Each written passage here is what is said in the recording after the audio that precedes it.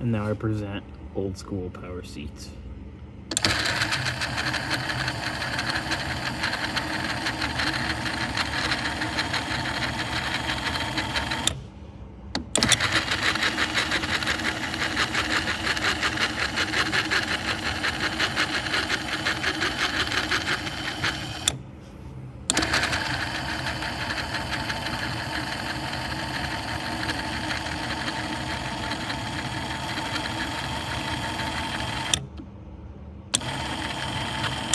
So if you remember the other day,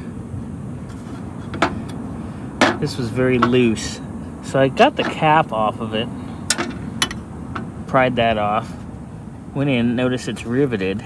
So I went and I put it in the vise and I banged on the rivet with a punch. And we're not loose anymore. So let's see how it works. It's better, but it still pops out. Mainly because the broken part